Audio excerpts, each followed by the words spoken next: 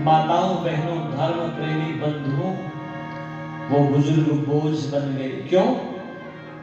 क्योंकि संतान के जीवन में जो संस्कार आने चाहिए थे, वो संस्कार कहीं ना कहीं धूमिल हो गए, वो संस्कार कहीं ना कहीं दूर हो गए। श्री राम की कथा बैठकर के सुनने का हम सब जानते हैं श्री राम के जीवन के विषय में, लेकिन ये कथाएं, ये जो चर्चाएं हैं, ये जो आध्यात्मिक कार्यक्रम है, ये जो स्वामी जी का उपदेश है, इसकी आवश्यकता क्या है? धर्म प्रेमी बंधु, माताओं, बहनों, व्यक्ति का स्वभाव है ये खाली नहीं रह सकता।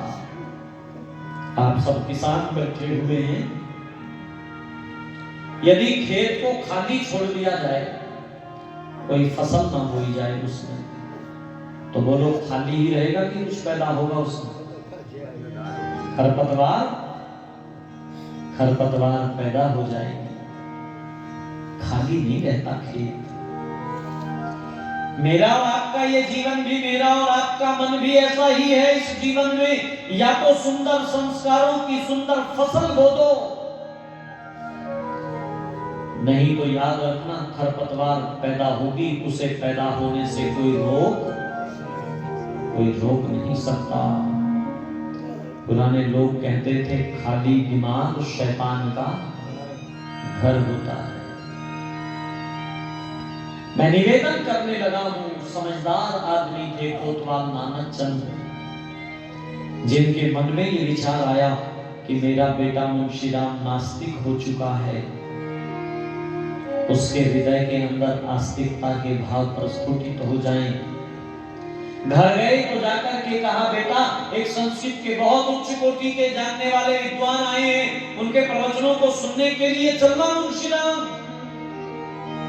वो लिखते हैं अपनी आत्मकथा कल्याण मार्ग का पथिक में कि जब पिताजी ने मुझे आकर के ये कहा, तो मेरे मन में ये विचार आया कि एक संस्कृत जानने वाला व्यक्ति क्या बुद्धिपूर्वक बातें करता होगा। पर पिता ने कहा था और पिता का बहुत सम्मान उनके मन में था। चले गए, ये सोच करके चले गए कि चलो थोड़ी देर जाकर के बैठेंगे, पीछे जाकर के बैठेंगे, बात समझ में आई तो ठीक, नहीं तो धीरे से जूते पहन करके खिसक आएंगे। अक्सर लोग सत्संग में पीछे से ही बैठना शुरू करते हैं जी। हमने कहा जी आगे आ जाओ, तो आप सब लोग तो एक बार कहते ही आगे आ गए, लेकिन हम ऐसी जगह भी जाते हैं जहां हमने कहा जी आगे आ जाओ, तो बराबर वाले को कोनी मार के कह रहा, चल भाई पहुंच, मैं भी आऊं, चल तू पहुंच। मैं बहुत धन्यवाद प्रदर्शित करता हूं आदरणीय डॉक्टर श्री सतवीर जी ने ये राशि देकर के सम्मान किया, आभार व्यक्त करता हूं। पीछे जाकर के बैठे, नहीं सोच करके चले गए, और जब पहुंचे उस स्थान पर तो जाकर के देखा अभी ऋषि दयानंद सरस्वती जी महाराज के आने का समय नहीं हुआ था। उनसे पहले ही कुछ लोग और बैठे हुए थे। कौन बैठे हुए थे? तो वो लिखते हैं पादरी टीजे स्कॉट बैठे हुए थे, अन्य बहुत सारे यूरोपियंस बैठे हुए थे, कलेक्टर और कमिश्नर बैठे हुए थे। पहला ही प्रभाव हृदय पर यह पड़ा कि जिसको सुनने के लिए इतने महत्वपूर्ण लोग बैठ करके इंतजार कर रहे हैं, वो कुछ ना कुछ तो जरूर बोलता होगा। ठीक समय पर ऋषि वरदेव दयानंद सरस्वती जी महाराज का आगमन हो गया, प्रवचन प्रारंभ हो गया, और उस दिन परमपिता परमेश्वर के मुख्य नाम निज नाम ओम पर महर्षि देव दयानंद सरस्वती जी महाराज का व्याख्यान हो रहा था। ऋषि प्रेरणा दे रहे थे कि ओम नाम मधुर नाम गाए जा रे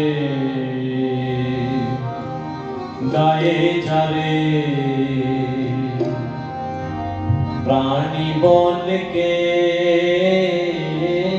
रस घोल के, ओम नाम मधुर नाम गाए जा रे प्राणी बोल के रस घोल के, प्राणी बोल के रस घोल के, मस्ती में गाले प्रीति लगाने, मस्ती में गाले प्रीति लगाने, अनमोल जीवन सफल बनाने, ओ बना मधुर नाम गाए जाए, गाए जाए, प्राणी बोल के रस बोल के, प्राणी बोल के रस बोल के।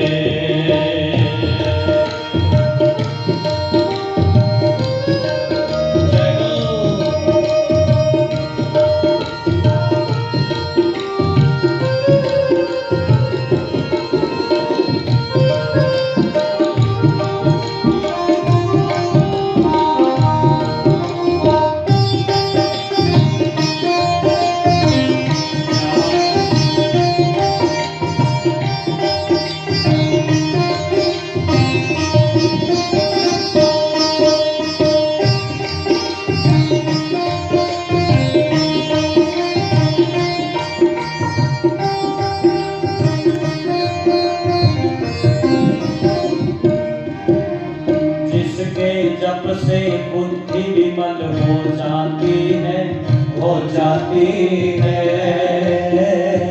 शंकाएं निर्मोह सकल हो जाती है, जिसके जब से बुद्धि विमल हो जाती है, हो जाती है, शंकाएं निर्मोह सकल हो जाती है,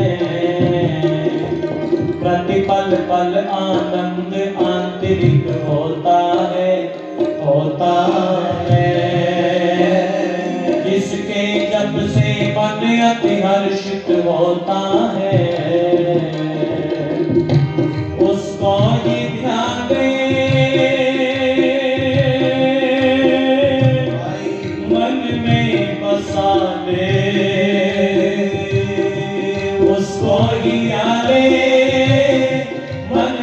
बसारे, अनमोल जीवन सफल बनाने, ओ बना मधुर नाम गाए चले, गाए चले, प्राणी बोल के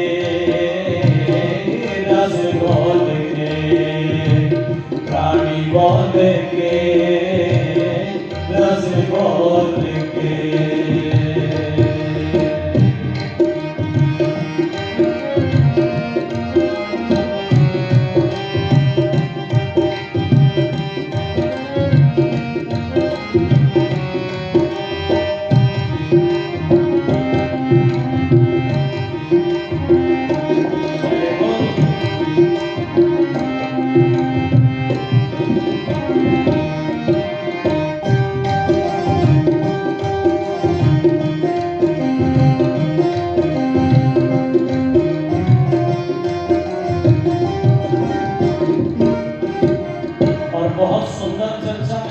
कर रहे थे, बता रहे थे, जो अनुपम ब्रह्मांड की रचना करता है, करता है, जो प्रियतम प्राणी सकल दुख हरता है, जो अनुपम ब्रह्मांड की रचना करता है, करता है, जो प्रियतम प्राणी सकल दुख हरता है, देश भक्त प्रभु भक्त ही जिसको प्यारा है, प्यारा है, निर्बल दुखिया दीन का एक सहारा है, उसको ही ध्यान दे मन में बसा ले, उसको ही ध्यान दे बसा ले, अनमोल जीवन सफल बना ले। ओ अपना मधुर नाम गाए चले, गाए चले, गाली बोल के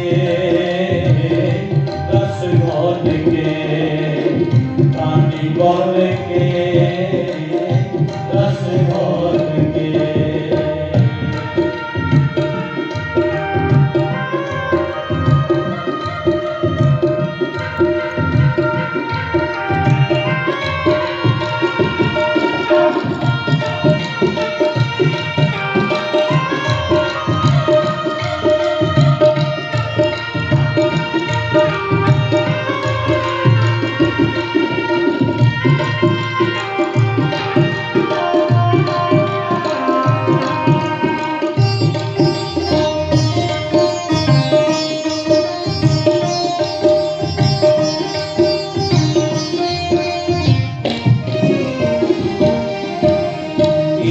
उधर दल बदल भटकता क्यों नर है, क्यों नर है। अणु अणु में कण कण में व्यापक ईश्वर है। इधर उधर दल बदल भटकता क्यों नर है, क्यों नर है। अणु अणु में कण कण में व्यापक ईश्वर है। मेघराज हर दिल में उस प्रभु का घर है, प्रभु का घर है। फिर किसका डर जब रक्षक जगदीश्वर है। उसको ही ध्याने मन में बसा ले, उसको ही ध्याने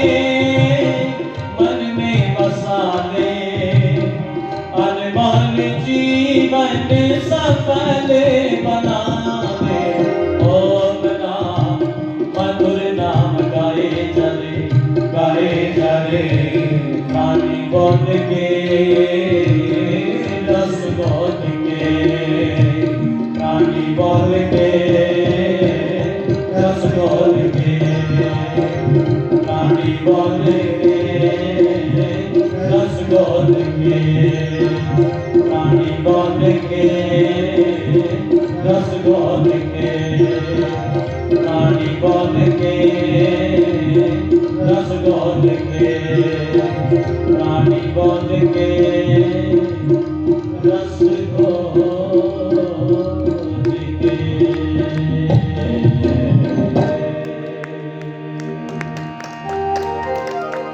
परम पिता परमेश्वर के मुख्य नाम निज नाम ओम का व्याख्यान ऋषि कर रहे थे।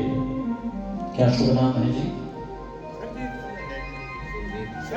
श्री सरजीत जी राशि देकर के सम्मान कर रहे हैं। मैं बहुत धन्यवाद प्रेषित करता हूँ श्री सरजीत जी का, आभार व्यक्त करता हूँ। और हमारे आदरणीय श्री महावीर आर्य जी सबका सम्मान कर रहे हैं। आर्य जी को भी बहुत कोटिशः मैं धन्यवाद प्रेषित करता हूँ, उनका आभार व्यक्त करता हूँ। जी आर्य जी का भी बहुत बहुत धन्यवाद, बहुत बहुत आभार। ये राशि देकर के वो सम्मान कर रहे हैं। जुड़िएगा इस चर्चा से। जी क्या शुभ नाम है जी? श्री राजेंद्र सिंह जी, वो भी 100 रुपए की राशि देकर के सम्मानित कर रहे हैं। उनका भी बहुत धन्यवाद प्रेषित करता हूं। जी धन्यवाद। क्या शुभ नाम है? श्री मेवा सिंह जी भी 100 रुपए की राशि देकर के सम्मान कर रहे हैं। बहुत बहुत आभार व्यक्त करता हूं। मैं निवेदन करने लगा हूं कि परमपिता परमेश्वर के मुख्य नाम निज नाम ओम का व्याख्यान ऋषि दयानंद कर रहे हैं। और वो जो बहुत सारे लोग बैठे हुए सुन रहे हैं, उनमें एक नवयुवक अपने पिता की आज्ञा का पालन करते हुए सुनने आया है। ये सोच करके सुनने आए थे कि थोड़ी देर बात सुनूंगा, बात समझ में आई तो ठीक, नहीं तो चला आऊंगा। लेकिन खो गए मुंशी राम। लोग जब अपने घरों की ओर जा रहे थे, व्याख्यान समाप्त हो गया, तो मुंशी राम ऋषि चरणों की ओर बढ़ गए थे और महर्षि के चरणों में नत होकर के निवेदन किया कि महर्षि कुछ शंकाएं हैं, उनका समाधान चाहता हूं। ऋषि का गुणगान करते हुए उन्होंने लिखा भी अपनी आत्मकथा में कि मैंने बड़े बड़े वाक विशारदों को सुना है, परंतु ऋषि दयानंद सरस्वती जी महाराज की वक्तृता के सामने उन बड़े बड़े वाक विशारदों की वक्तृता बौनी दिखाई पड़ती थी।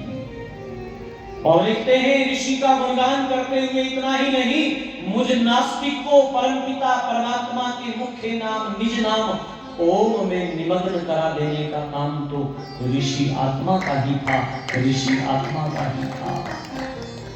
और फिर प्रश्न और उत्तर का सिलसिला प्रारंभ हो गया था। ऋषि से प्रश्न किए 2 दिन तक मुंशी राम ने, निर्प्रश्न हो गए तो निवेदन करने लगे कि महर्षि आपसे करने के लिए मेरे पास में कोई प्रश्न नहीं बचा है, किंतु मेरी आत्मा का परमात्मा पर विश्वास अभी भी नहीं होता। जरा ध्यान से सुनिएगा, मुंशी राम ने दर्शनों की बात नहीं की, साक्षात्कार की बात नहीं की, मुंशी राम ने विश्वास की बात की। पहले भगवान के ऊपर विश्वास तो हो जाए। यदि एक ईश्वर के ऊपर विश्वास होता तो रोज एक नया भगवान पैदा करने की आवश्यकता बोलो नहीं पड़ती। रोज एक नया भगवान पैदा हो जाता है। कितने देवी देवता हैं हिंदुओं के बोलो? 33 करोड़। लेकिन कमाल देखिएगा, अविश्वास देखिएगा, 33 करोड़ देवी देवताओं पर हिंदुओं का विश्वास नहीं रहा। मजारों पर चद्दरें चढ़ाने के लिए चले गए। जाकर के चेक कर लीजिएगा, उनमें से बहुतायत संख्या में हिंदू चद्दर चढ़ाने के लिए जा रहे हैं। मेरी कथा थी अजमेर में, तो वहां पर वो कौन सी दरगाह है,